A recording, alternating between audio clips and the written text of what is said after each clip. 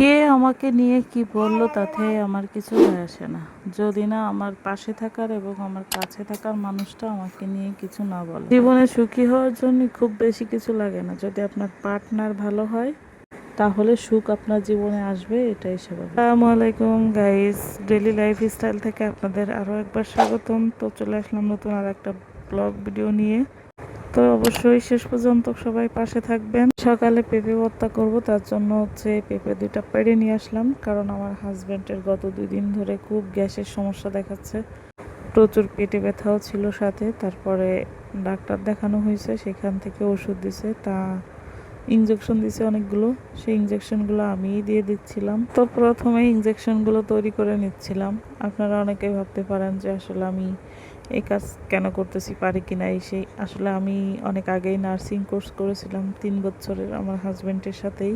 তো মোটামুটি সব অভিজ্ঞতা কম বেশি আছে। তো আমি রান্না শেষ করে আগে দুপুরে গোসলটা করে নিয়েছিলাম। তারপরে গোসল করে এসে বলতেছে আমার পেটে ব্যথা করতেছে খুব, ইঞ্জেকশনটা দিয়ে দাও। তো আগে আর অন্য কোনো কাজ না করে আগে ইঞ্জেকশনটা আগে পুশ করে নিলাম। তারপরে কাছ থেকে আসার সময় মেয়ের জন্য কমলা লেবু আনছিল। আগে একদিন ভিডিও শেয়ার করছিলাম আপনাদের কাছে, আমার মেয়ে কমলা লেবুর খোসা খাচ্ছে ওইটা। তো এই ভিডিওটা মেয়ের বাবা দেখছিল, তারপরে আমাকে না জানাই দেখলাম কমলা লেবু নিয়ে চলে আসছে। তো আমি জিজ্ঞেস করলাম যে তুমি এটা আনছো কেন, ডাক্তার দেখায় কতগুলো টাকা নষ্ট হয়েছে, তারপর আবার এইগুলো আনছো। সে আমাকে বললো ভিডিওতে দেখলাম আমার মেয়ে কমলা লেবুর খোসা খাচ্ছে। তো এটা দেখার পরে কি কোনো বাবা এইভাবে টাকা না থাকলেও না নিয়ে আসতে পারে বলো? তো সেই সুবাদে নিয়ে আসছে। আর এদিকে আমি তাল গুলাচ্ছিলাম, এটাও আমার সন্তানদের জন্য। আমার মেয়ে দুইটা তাল পিঠা খুব ভালো পছন্দ করে। 2 দিন ধরে চাচি শাশুড়ি পিঠা বানাইছে, তারা দিছিল, ওর দাদি বানাইছিল তাই দিছিল, অনেক বেশি খাইছে। তা দেখার পরে মেয়ের বাবাই বলতেছে যে তুমি আমার মেয়েদের পিঠা বানাই দাও। তারপরে বাজার থেকে 15 টাকা দিয়ে একটা তাল কিনে নিয়ে আসছিল, সেই তালটাই গুলাচ্ছিলাম আমি। নিজে না খাওয়া থাকলেও সমস্যা নাই, কিন্তু সন্তানের মুখে তুলে দেওয়া যে একটা শান্তি, যে প্রশান্তি, এই শান্তিটা একমাত্র বাবা মারাই ভালো বোঝেন। নিজেরা জুটতে পারি না, ঠিক মতো খাইতে পারি না, তাতে কি, কিন্তু সন্তানকে জুটাইতে পারলেই মনের একটা প্রশান্তি আসে। আর এই যে আমার সন্তানের বাবার একটাই কথা, আমি যে কষ্ট করি এগুলো তো তোমাদের জন্যই করি। তোমাদের যদি অভাব চাহিদা না মেটাইতে পারি তাহলে আর আমার এত কষ্ট করে কি লাভ বলো? তাই বাচ্চারা কোনো কিছু খেতে চাইলে সে আর না করে না, টাকা থাকুক আর না থাকুক যে কোনোভাবেই সেটা জোগাড় করার চেষ্টা করে। ছাড়া আপনাদের ভাইয়া আমার দিকেও খুব খেয়াল করে, কারণ আমি যদি কখনো বলি যে আমার এই জিনিসটা লাগবে, তো সে যেভাবে হোক 1-2 দিনের মধ্যে চেষ্টা করে সেটা জোগাড় করে আমার চোখের সামনে আনতে। আমি আমার জীবনে 2টা মানুষকে একরকম দেখেছি, এক হচ্ছে আমার হাজবেন্ড আর হচ্ছে আমার বাবা, যাদের সামনে আমি একবার একটা কথা বললে যেভাবে হোক সেটা জোগাড় করে আমার চোখের সামনে আনার চেষ্টা করে।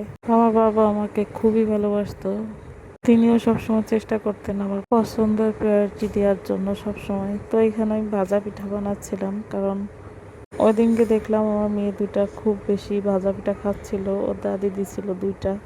তো 2টা পিঠা 2 বোনের তো হয় না ওইভাবে, তাই অল্প একটু চাল ছিল 2 পোয়ার মতো, তাই ওইটাই আমি আজকে ব্লেন্ডার করে নিছি। তা ব্লেন্ডার করে আর অপেক্ষা করিনি, সাথে সাথে বানাই দিছি। বানাই দেওয়ার পরে মেয়েদের দিলাম খাইতে। তো আমার মেয়েকে একটা পিঠা দিছিলাম খাইতে, সে পিঠাটা নিয়ে বললো কেমন খাটের উপর যায় খাই। বললাম আচ্ছা মা খাও। তারপরে খাইতে খাইতে আমার মেয়েটা ঘুমাই গেছে, দেখতেই পারতেছেন অর্ধেক পিঠা পাশে রেখে কিভাবে ঘুমাচ্ছে।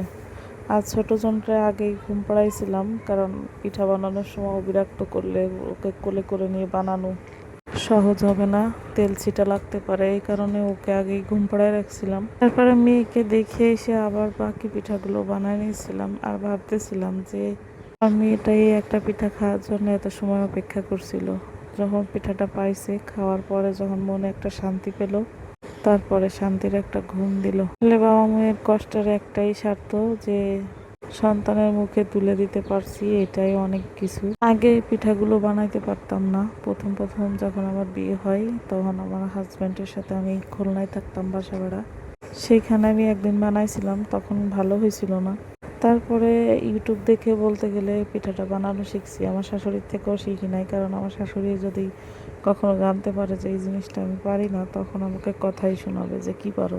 তাই কারো কথা শোনার আগে কখনো অপেক্ষা করিনি, নিজের থেকেই সে কাজটা করেছি এবং সবসময় বলছি যে হ্যাঁ আমি পারি, কখনো না বলি নাই। আর পারি বলার পরে যে আত্মবিশ্বাসটা নিজের মধ্যে চলে আসে, না পারলেও সেটা পারা যায়, এটা আমি বারবার দেখছি। কারণ মানুষের চেষ্টার উপর আর কিছুই হয় না। তারপরে এই যে ওই পিঠাটা বানানোর পরে তাল পিঠা বানানোর প্রস্তুতি নিচ্ছিলাম। এখানে আমি তালটা গুলায় রাখছিলাম সেই দুপুরবেলায়, আর সেটা এখন সামান্য একটু নারকেল দিচ্ছি, কারণ যেহেতু বাচ্চারা খাবে, নারকেলে একটু গ্যাস হইতে পারে, এই কারণে কম নারকেল দিছি। তাল পিঠাটা আমি সবসময় আটা বা ময়দা দিয়ে বানানোর চেষ্টা করি, কারণ এটা একটু নরম হয় আর ফোলা ফোলা হয়। বাচ্চারা খেতে খুব ভালো পছন্দ করে, কারণ নরম হলে খেতে পারে। আর চালের গুঁড়া দিয়ে বানালে ওইটা হয় কি শক্ত আর একটু মচমচে হয়, এটা আমাদের জন্য ঠিক আছে, কিন্তু এগুলো আমার বাচ্চারা খাইতে পারে না, যেহেতু ওরা অনেক ছোট। ওদের কথাই চিন্তা করে সবসময় আমি ওদের মতো, ওদের পছন্দ মতোই পিঠা বানানোর চেষ্টা করি, কারণ ওরা খাবে বলেই আমি কষ্টটা করতেছি। তো আমি সব সময় তাল পিঠা এইভাবে বানানোর চেষ্টা করি। আপনারা কিভাবে বানান অবশ্যই কমেন্টে জানাবেন। এই পিঠাগুলো ছোটবেলায় যে গোলগুলো খেতাম, ওই গোলগুলোর মতো ফুলে ওঠে আর খেতেও অনেক ভালো লাগে। মাইশা, মাইশা,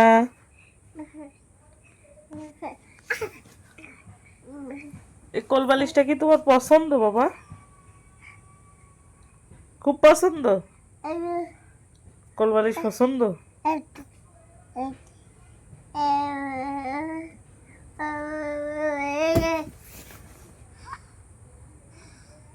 এটা কি? দাও, এটা আমারে দাও।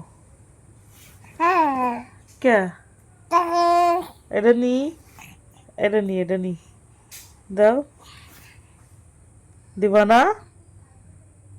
দাও, এটা দাও, দাও, দাও, নি, নে একটু, একটু নি, দাও, দাও।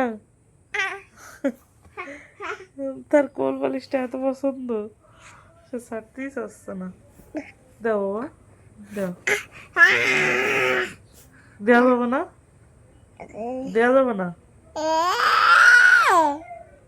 যাবে না।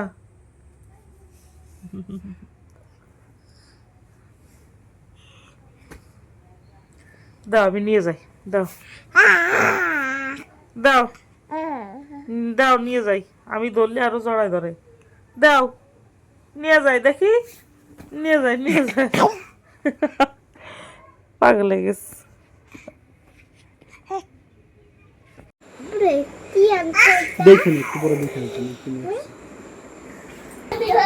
খাবা?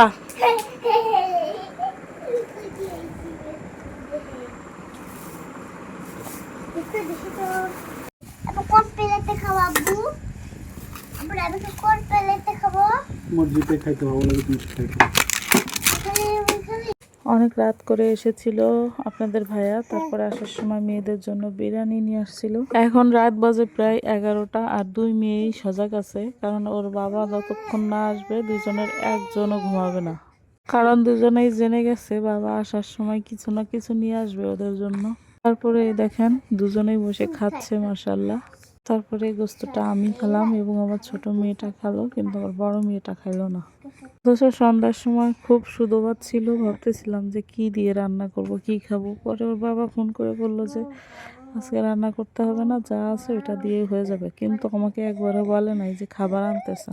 আমার দুই মেয়েই এই খাবারটা খুব বেশি পছন্দ করে মাশাআল্লাহ ওদের। তো এই পর্যন্তই, সবাই ভালো থাকবেন, টাটা।